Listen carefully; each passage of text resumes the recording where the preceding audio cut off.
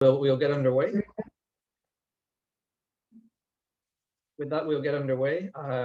Again, good morning. My name is Stuart Fulton. I work here in Mexico with a nonprofit called COBI, Comunidad y Biodiversidad. And today I'm here to talk about how we can mobilize technology for good in small-scale fisheries. I'm going to talk about an app called PescaData, an initiative called Innovación Azul. But we're also going to range out on some important principles of technology and working with technology in small-scale fisheries. So things we're going to discuss. We're going to discuss surveillance technology, the evolution of the internet, small-scale fishing, the SDGs, platform cooperatives, data flows. I hope you enjoy the talk. I'll talk for around about 30 minutes, and then there'll be time for questions and discussions. And we're going to start off a little bit outside the marine realm, outside of small-scale fisheries, but with an issue that I think is becoming more and more prevalent every day and more important for a lot of people, and that's the topic of data privacy online. No, we all know that apps like Facebook are watching us, but we're not doing too much about it, and it's not become too important an issue until relatively recently. So how do we get here? Right now we're in the era of the Web 2.0. And what's the Web 1.0, you may ask? The Web 1.0 ended around about 2004. And if you were online at the time, you'll remember these as company web pages, static, with flashing banner ads, not too much information, just as a way of transmitting information. The Web 2.0, where we are now, is the era of social. Its websites became interactive, social media came of age, blogs became popular. And what we're doing is we're generating information on someone else's platform. Someone owns the platform, we share information to them. And then the Web 3.0 is we're on the cusp of this new era. And this is a more intelligent web, but it's also where the individual is sovereign, where it's our web. And everything we discussed today draws on components of this Web 3.0 that we're moving towards right now.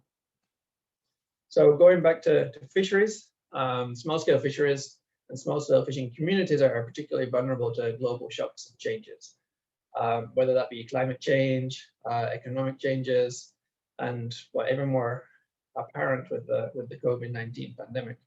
Yet it's a hugely important market for foods and livelihoods, and millions of people around the world depend on fisheries and fishing. Around the world, marine and coastal resources contribute $3 trillion a year to the global economy. At the same time, we also have a $50 trillion funding gap to reach the required funding levels to meet the SDGs. SDG 14 alone requires $175 billion a year.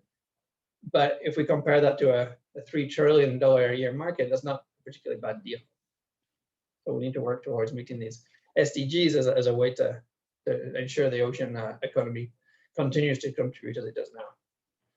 So the economic argument for solving these problems of the SDGs isn't very, for not solving them isn't very strong. But how do we get to where we are now? As I mentioned at the start, I work in Mexico with an NGO called COBI. We have decades of experience and a great reputation of working with small-scale fisheries, small-scale fishers, and getting results of conservation and sustainable fishing in fishing communities. And as we went into the new decade, it dawned on us that even though we've been doing great work, what we do is not enough. As an example, we won projects we've run projects in around 40 communities, but in Mexico alone, there's over 5,000 small-scale coastal communities. So we've done like 1% in 20 years. You can see the magnitude of the way we're working. And we're also aware COBI is just one fish in the sea, and there's many seas, many different groups working on different problems. But without coordination, cooperation, and without all stakeholders pulling together, these wicked problems are going to be hard to solve. So what can we do? Small scale, as I mentioned, small scale fishers live in a state of constant adaptation. They're adapting to the weather, to markets, to seasons, to the availability of resources. And with little to fall back on, small-scale fishers, particularly in the developing world, adapt and solve problems quickly. But fishery management in Latin America hasn't really changed for decades. Underfunded and overstretched government agencies play in a constant game of whack-a-mole, where they try and plug gaps that try to balance, create a delicate balance between conserving fishing stocks and sustainable fishing and eliminating poverty. So at the same time, NGOs jump in and out. They bring solutions from different parts of the world.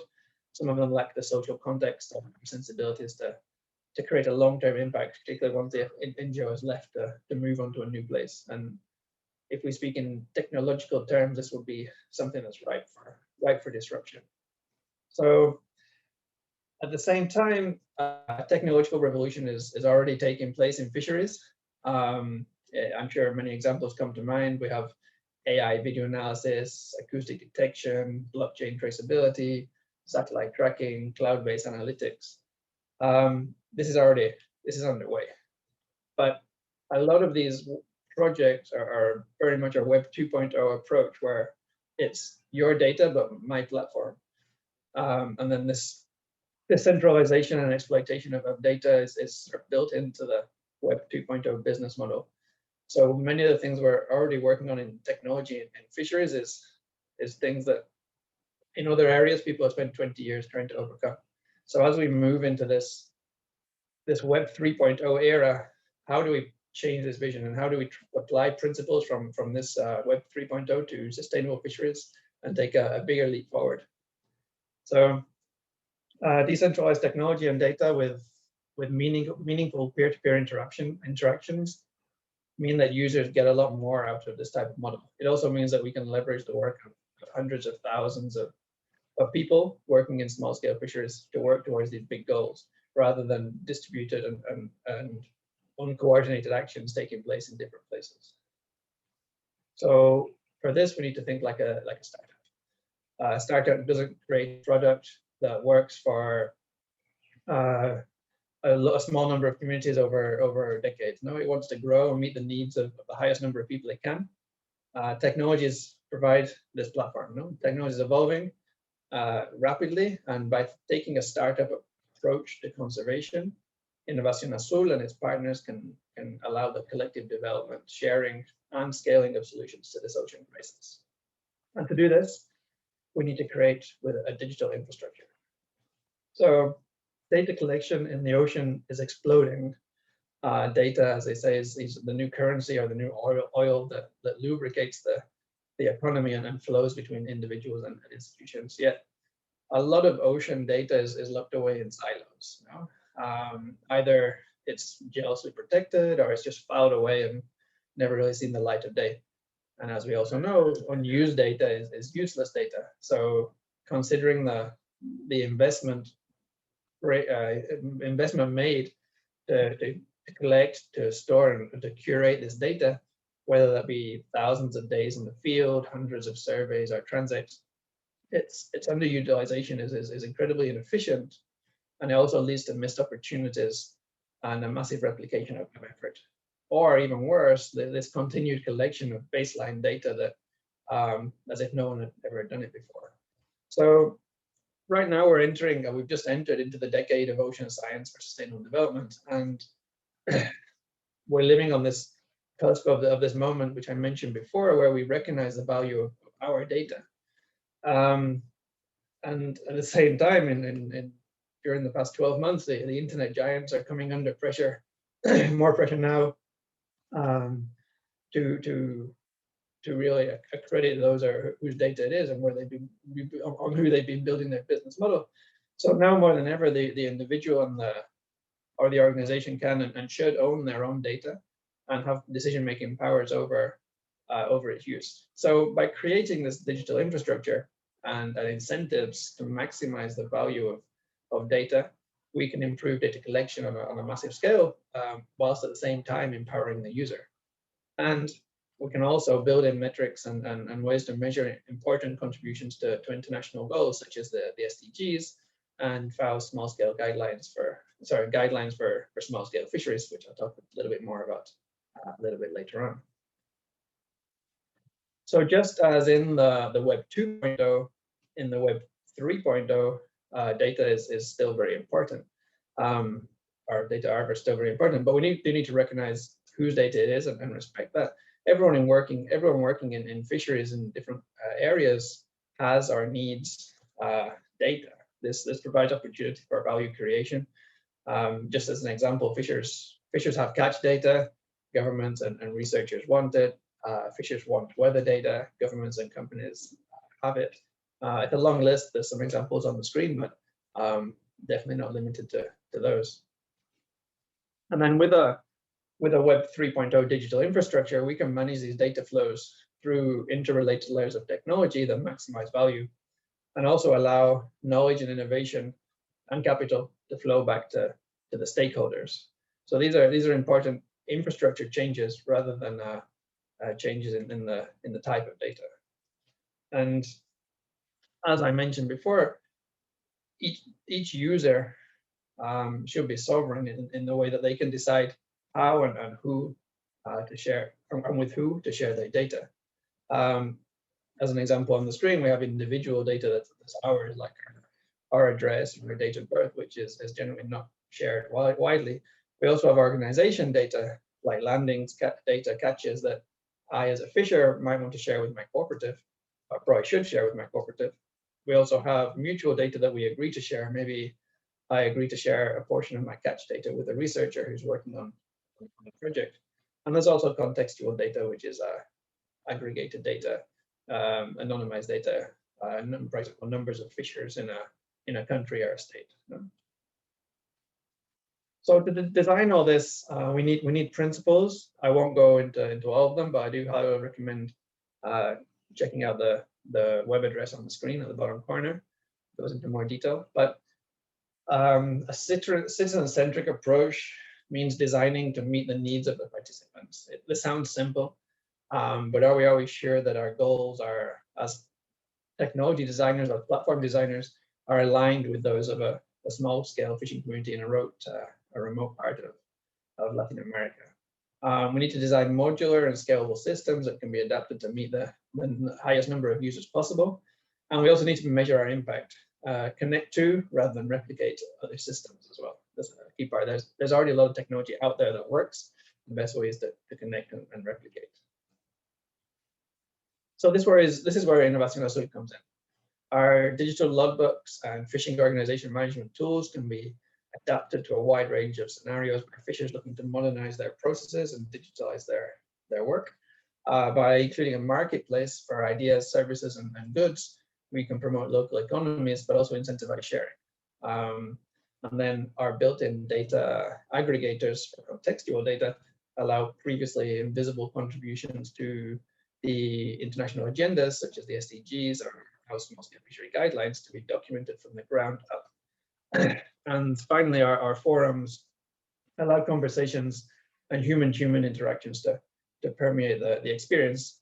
And this is sort of digitalizing the fisher-to-fisher knowledge exchange that we know is such a powerful tool, but is generally quite expensive to run on the ground.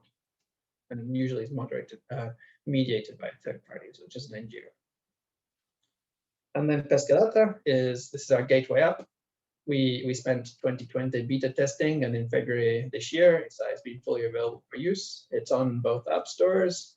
It has about just over 600 users right now, from 54 fishing cooperatives. And we're currently scaling for growth. Feel free to download, to play. It's intuitive. You shouldn't need our help. You can scan the code there or go to the app stores to download. So during our field testing, we were able to build in a lot of recommendations from small-scale fishers. The app can be online and offline for catch logs. It's lightweight to download from app stores, and designed with API connectivity to connect to other platforms. We don't want to reinvent the wheel. So if there's a service out there that could empower fishers and help them connect and move towards sustainability, you can connect to PescaData.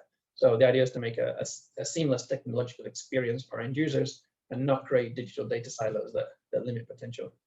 And an example here is traceability, which is probably one of the hottest topics in marine technology. We don't have a traceability component directly in PescaData. Most small-scale fishers in Mexico are not ready to join a traceability scheme because they don't have the level of organization, the product, or maybe the incentive to join. Plus, in a multi-specific fishery, only a small number of seafood products might go down a traceability route. But we can connect. PescaData can be used to record all the catches from your fishery, and then the fisher can send the products down the traceability line to existing platforms which already meet the service. And we also don't curate our own species list. The species lists in the app are pulled from national databases, such as Fonabio in Mexico, which is connected to the iNaturalist network. So the idea here is with these examples is to use what works rather than try and replicate and create additional tools. So catch logs are a core feature for fishers, particularly fishing organizations who want to share and manage their data and digitalize their processes. This is a core functionality of the app and aims to meet the needs of as many fishers as possible. Very important is that PescaData or the managers of PescaData can't access the data that fishers are uploading. Fisher can decide with who he shares, who he or she shares. If they're part of a cooperative, they share with their cooperative. If they want to share with everyone, they can. If they don't want to share with anybody at all, it's up to them as a user. There's no hidden doors into the system. We have our marketplace, which I'm going to talk a little bit more about, but it's not your traditional marketplace. No, this is where this space is where ideas and information have power.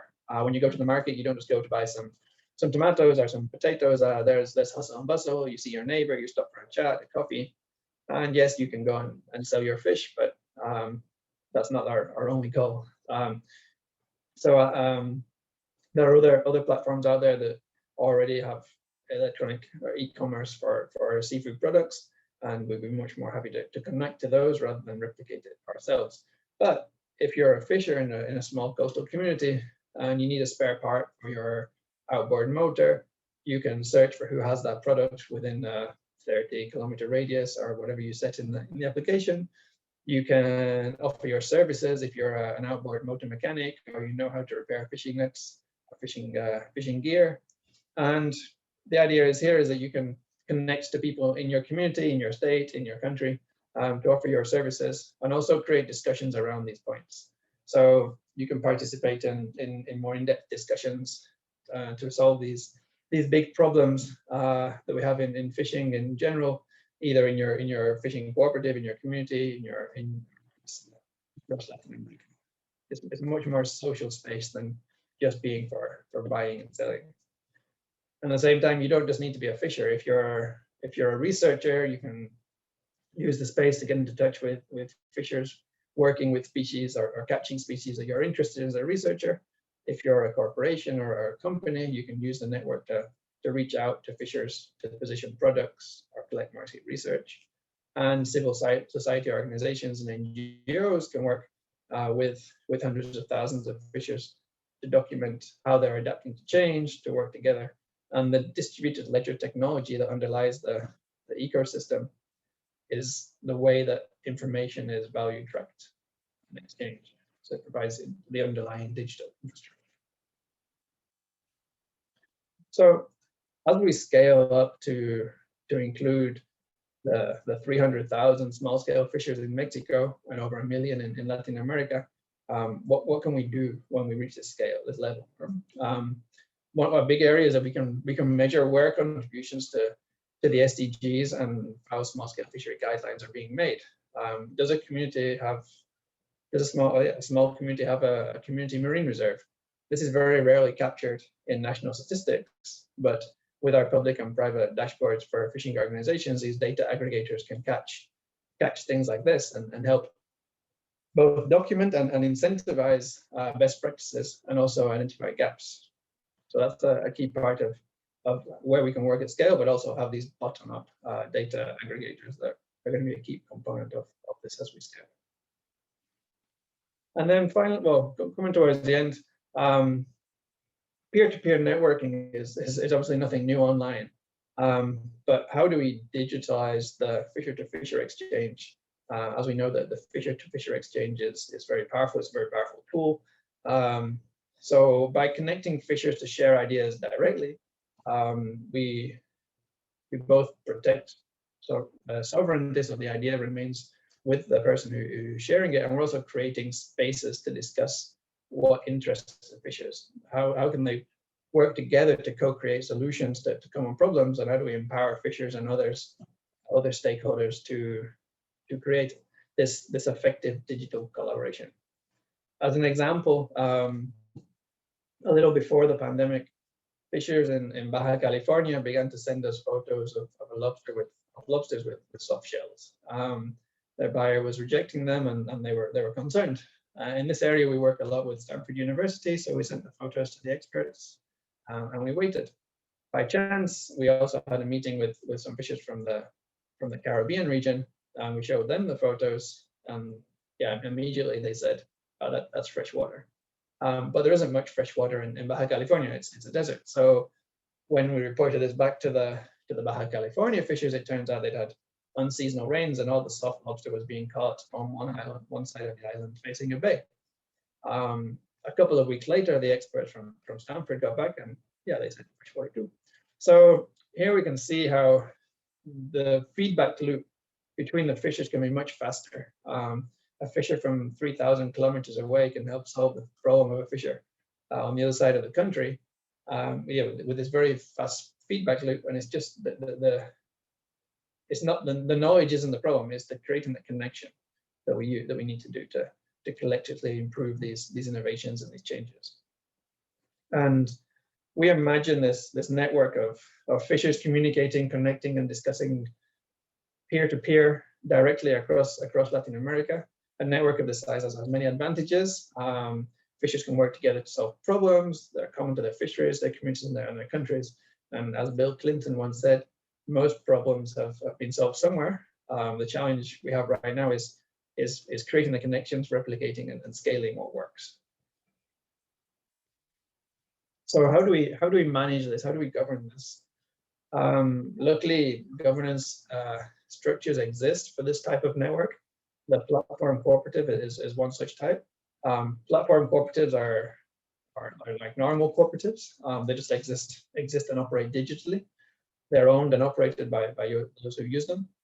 And they present an alternative model to platform capitalist countries such as Uber or Airbnb that focus on turning a corporate profit for a small number of stakeholders or shareholders. Platform co-ops use the same technological principles, but with a vision of a sharing economy where the goals are more equitable and more ethical. For example, a platform cooperative Uber clone would operate the same as Uber, but the driver would be a member of the cooperative, and the percentage cut that the company takes would flow back to the cooperative members. So this takes us full circle back to what we talked about at the beginning of the talk, the Web 3.0. Here the platform cooperative is putting any value created by a user in the hands of the users, not the platform owners, like in the Web 2.0. And platform cooperatives can have thousands of members. It doesn't matter where you are, you're part of the cooperative. The cooperatives themselves are obviously not a new model. In fact, many Latin American fishers are very familiar with the cooperative model. It's just a way to modernize and digitalize the process. And as a reminder, this platform cooperative is not here to sell seafood. The fishing cooperatives themselves continue to operate as seafood providers. The platform cooperative in this case is providing software as a service to its members, and this helps fishers organize their businesses, connect with others, and even use their numbers to leverage funding and opportunities for sustainable fishing. And the goal of this as a whole is that any value generated in this ecosystem is channeled back to users for use on sustainable fishing projects. So as we come to the end of the talk, you may be wondering how we pull all this and helps us move towards sustainability. And I think it's a good question, which I'll break down into three areas, three main conclusions. First, by reaching scale with thousands of users, our built-in data aggregators for the SDGs and FAO small-scale fishery guidelines, we can help to identify gaps and opportunities in community states and countries. Where do interventions need to be made, and who are making these great contributions already that have been invisible to date. Secondly, from a non-profit point of view, we all know that we need to go further, to find new places to work with new communities, new fishers, and keep implementing sustainable practices. But resources are stretched thin and often poorly distributed. As I mentioned at the start, where my organization works in probably less than 1% of the coastal communities in Mexico, and we don't have time to wait hundreds of years to get to all of them. So there are other NGOs working too, but some of them work in the same communities we do. So let's not forget the 99% of other fishing communities where sustainable fishing projects are very much in the infancy or have not even begun. And we include them in this initiative to drive to sustainability across the entire fishery scene. And finally, we all know how powerful the fisher-to-fisher exchanges can be. So we also saw that during the pandemic,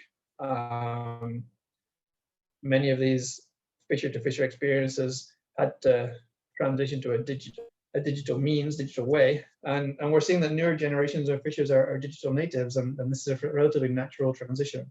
So we can set the ground for ideas, the co-creation of solutions in this new world. So this stuff won't be too easy, which is evolving, and there's a significant digital divide in Latin American countries.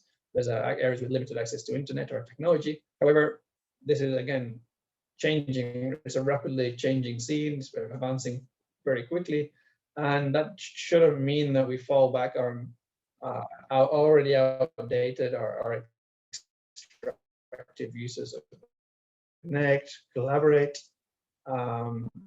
If you identify with any of those categories there, feel free to reach out to us at PescaData. And thank you very much for your time.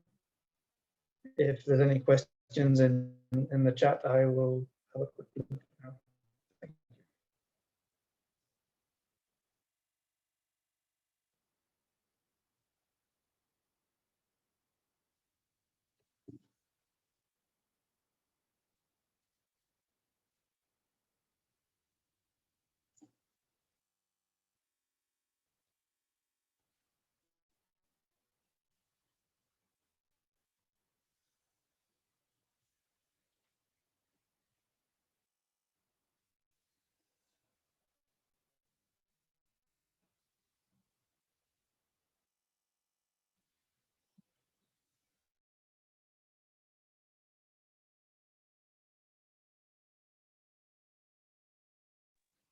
Just one question just came up, whether PescaData is free. Yes, PescaData is free to download from the app stores. We will be transitioning to a business model during the next years where some revenue models will be explored, but at the moment the app is free to use. There will always be free functionality. It's in Spanish at the moment, but we will hope to have it in additional languages as well.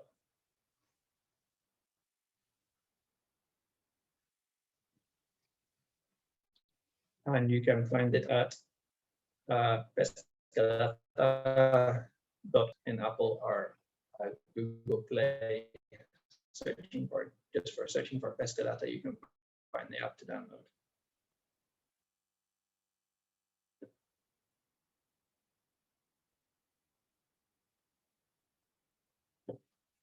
I think that's all for the moment. So thank you very much. And someone just posted the chat in the link in the chat. Thank you, Gabby. And